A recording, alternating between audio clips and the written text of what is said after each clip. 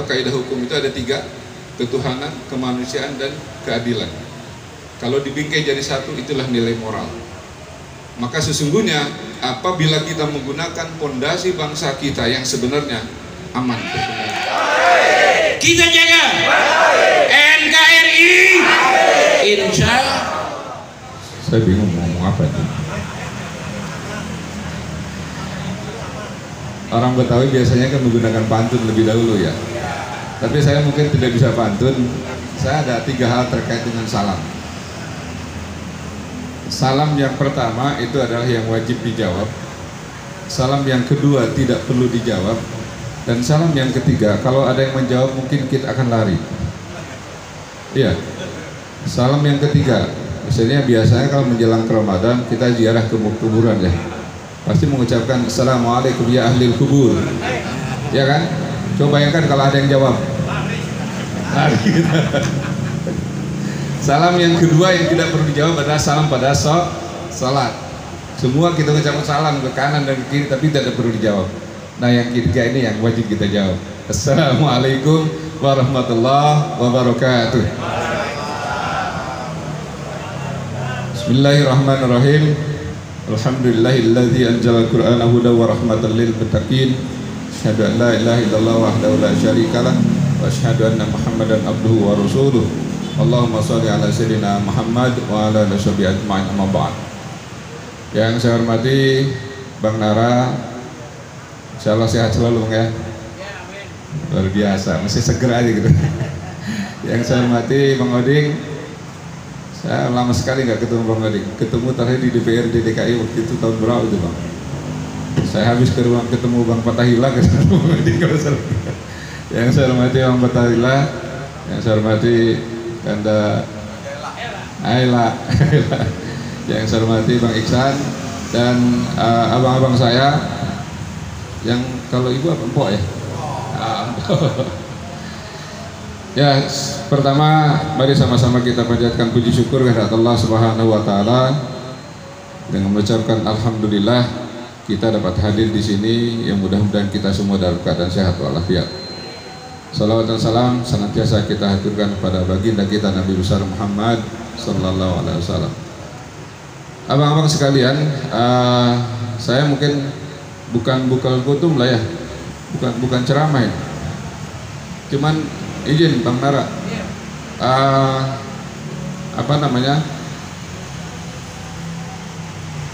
saya ingin mainkan logika hukum. Kalau saya tanya mungkin kalau mencuri boleh nggak? Nggak boleh. Alasannya apa? Siapa yang melarang? Merugi kan? Ya Bang Oding, ini mainkan logika hukum. Hukum itu pembuktian. Pembuktian itu memerlukan alat bukti. Betul ya? Alat bukti minimal 2. Barang bukti dan saksi. Sekarang misalnya kita keluar semua dari sini, satu pintu kita ke sana, Bang Iksan balik lagi tiba-tiba baru sudah sepi. Bang Iksan balik lagi ke sini, handphonenya ketinggalan. Begitu sampai sini handphonenya tidak ada, yang ada OB misalnya. Tanya sama OB-nya, lihat handphone saya? Tidak. Padahal oleh OB handphone itu sumbernya diambil, lempar ke temannya keluar ke belakang. Karena yakinnya Bang Iksan handphone pasti diambil sama OB, Bang Iksan laporlah ke polisi. Proses penyidikan berjalan, tapi kemudian dihentikan oleh polisi dengan alasan apa? Tidak.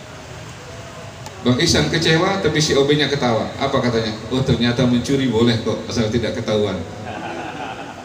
Betul nggak kira-kira? Logikanya, betul kan? Kemudian kalau saya sampaikan ini dengan adik-adik mahasiswa pasti bertanya, lalu apa salah dengan hukum? Saya bilang hukum tidak salah. Yang salah adalah kita yang paham akan hukum tapi tidak menggunakan kaidahnya. Ini masalahnya. Apa itu kaidah hukum? Boleh dikoreksi kalau salah. Yang saya tahu kaidah hukum itu ada 3: ketuhanan, kemanusiaan, dan keadilan. Kalau dibingkai jadi satu, itulah nilai moral. Maka sesungguhnya apabila kita menggunakan pondasi bangsa kita yang sebenarnya aman, terkendali. Apa itu pondasi bangsa kita? Cuma 2: UUD 45 yang kemudian menjadi basic law, dan kemudian negara kita menjadi negara hukum. Yang kedua, fondasi kita adalah Pancasila, yang harapannya dengan Pancasila memiliki nilai moral dalam bermasyarakat, berbangsa, dan bernegara. Nilai moral inilah yang harus diutamakan dalam hidup ini. Makin ironis kalau seandainya kita tidak memiliki itu. Contoh OB yang kedua, dia menyapu halaman bank, dia kerja di sana, kemudian menemukan gulungan kertas koran dalam plastik merah. Begitu dirobek ternyata isinya uang. Gulungan kertas koran itu berbentuk bola. Sudah kebayang isinya berapa? Berbentuk bola, segede bola. Oleh si OB tidak dibawa pulang, tapi diantar ke pimpinan tempat dia kerja. Pak, saya menemukan ini uang, pasti ada pemiliknya. Begitu dicek, uangnya jumlah berapa? 300 juta. Singkat cerita, si OB dikasih hadiah pun oleh pemilik uang, dia tidak mau. Mohon maaf Pak, saya katanya. Dia bilang, saya tidak mengharapkan imbalan dari itu, karena saya sedang bekerja dan sudah digaji oleh Bapak ini.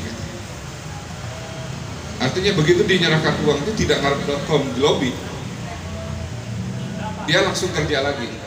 Nah kemudian yang terakhir, ada salah satu karyawati bank itu bertanya, Mas, kan tidak ada saksi, tidak ada saksi di sana, CCTV pun tidak sampai ke sana, kenapa uang itu tidak kamu bawa pulang?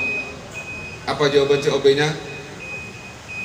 Secara kasat mata memang tidak ada saksi, tapi saya meyakini betul bahwa Allah lah yang jadi saksi bahwa ini uang bukan milik saya. Saya nggak tahu kalau kita yang bukan uang itu seperti apa. Iya kan? Nah disinilah hukum dan moral ternyata antara UUD 45 dengan Pancasila tidak boleh terpisah satu sama lain, menjadi satu kesatuan. Bahwa pada hukum, nilai moral juga harus ditegakkan. Saat kita menemukan alibi-alibi hukum, jangan lupa nilai moral itu juga harus diutamakan. Maka seandainya kayak macam kami penegak hukum, dari polisi, jaksa, hakim, dan lawyer, itu penegak hukum, apabila tidak menggunakan kaidah hukumnya, maka insya Allah kewenangannya akan berubah menjadi kesewenang-wenangan. Betul ya? Nah, inilah yang barangkali yang saya selalu ingin mengingatkan satu sama lain dengan kita semua, bahwa betapa pentingnya sebuah nilai moral itu. Bayangkan Pak, ada seorang pejabat, mohon maaf, dengan lantang mengatakan, siapa bilang tidak boleh korupsi? Korupsi boleh asal tidak ada bukti kan? Pak datang Pak, sampai dikatakan siapa bilang tidak boleh korupsi? Korupsi boleh asal tidak ada bukti. Kenapa? Inilah alibi yang dikemukakan. Kenapa demikian?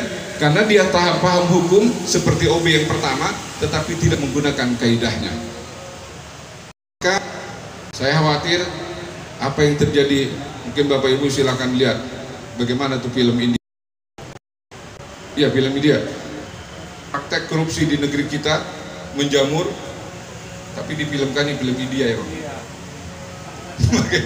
Bagaimana saat dia kemudian melakukan korupsi habis-habisan, Pak ini ada barang buktinya, apa datanya, buat laporan ulang, manipulasi datanya. Pak ini barang bukti mana? Buang, kalau perlu dikubur atau dibuang ke laut. Pak ada ini saksinya gimana? Cari saksinya, bunuh kalau perlu. Sampai segitu tujuannya Pak. Yang penting tidak berkembang dan tidak sampai ke pengadilan. Inilah kalau menggunakan hukum saja tapi tidak menggunakan kaidahnya. Maka betapa pentingnya nilai akhlak bagi kita semua. Nilai akhlak akan membawa nilai moral lebih tinggi dari segala-galanya. Innama bu'istu litamima makarimal akhlak. Apalagi kalau kita mampu bahwa akhlaknya Rasulullah, khuluqul Quran. Mampukah kita seperti itu? Mungkin jauh api dari panggang saya kira. Tapi paling tidak ada upaya maksimal yang bisa kita upayakan, bahwa secara moral dan secara akhlak apa yang harus kita lakukan. Logika sederhananya begini, kaitannya dengan hukum dan moral tadi, bahwa dalam pekerjaan kita, dalam kita melaksanakan tugas, tidak selalu harus diawasi oleh pimpinan, melainkan bahwa kita ada tanggung jawab dengan Allah, bahwa kita ada tanggung jawab dengan Tuhan, maka yakinlah Tuhan melihat apa yang kita kerjakan. Setuju, abang-abang? Jadi tidak usah dipungkiri lagi, tidak usah disangsikan lagi bahwa kalau kita menggunakan nilai moral yang lebih tinggi adalah nilai agama, insya Allah semuanya akan aman, adem, dan tentram semua. Setuju ya? Ya mudah-mudahan itu saja. Ya kalau yang sering terjadi di lapangan, kalau yang memainkan peranan hukum semata tapi tidak menggunakan kaidahnya, itu tadi terjadinya kebohongan, terjadinya penyimpangan, pemerasan, penindasan, dan lain sebagainya. Lalu kalau saya pernah juga tanya dengan teman-temannya penyidik, ngobrol diskusi soal ini, apa dia bilang, loh kalau mengedepankan nilai moral berarti nanti yang jelas bersalah tidak salah. Loh bukan begitu maksudnya. Justru dengan nilai moral yang tinggi, dengan nilai akhlak yang mulia, bahwa yang salah tetap salah, yang benar tetap benar, tidak ada terpengaruh karena tekanan, dan maka istilah lebih tajam ke bawah tumpul ke atas itu tidak akan terjadi. Betul ya Bang Isan ya? Kalau seandainya kita menggunakan atau idealnya seperti itu antara hukum dan moral tersebut. Ini saja yang saya sampaikan, lebih kurang saya mohon maaf. Akhirul kalam, assalamualaikum warahmatullahi wabarakatuh.